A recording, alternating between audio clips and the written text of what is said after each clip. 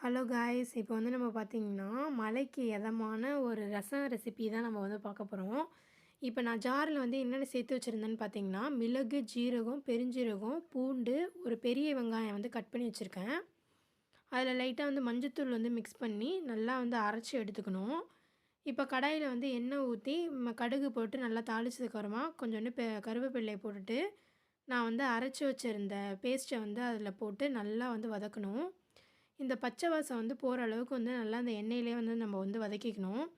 இப்போ அப்புறம் பார்த்திங்கன்னா, லெமன் சைஸ் புளி எடுத்து நான் வந்து கைனியோட வந்து கரைச்சி வச்சுருக்கேன். அந்த புளி தண்ணிய வந்து என்ன பண்ணணும்னா, இந்த பச்சை வாசம் வந்து போனதுக்கப்புறம் அதில வந்து மிக்ஸ் பண்ணிக்கணும். இப்போ இன்னொன்று வந்து முக்கியமானது என்னென்னு பார்த்தீங்கன்னா, கொஞ்சோண்டு மல்லி, தக்காளியையும் வந்து நல்லா நம்ம அரைச்சு ரசத்தில வந்து மிக்ஸ் பண்ணுறப்ப டேஸ்ட்டு கொஞ்சம் நல்லாயிருக்கும். இப்போ வந்து கொஞ்சம் மொடன்னு வர்றப்ப நம்ம என்ன பண்ணணும்னா, அந்த தக்காளியையும், மல்லியையும் வந்து நம்ம அரைச்சு வந்து மிக்ஸ் பண்ணிக்கணும். ரசம் வந்து நல்லா கொதிச்சிச்சுன்னா வந்து அதோட ஸ்மெல்லெல்லாம் போயிடும். இது போல் வந்து லைட்டா கொதிக்கிற ஸ்டேஜ் வர்றப்ப வந்து என்ன பண்ணணும்னா, ஆஃப் பண்ணிடணும்.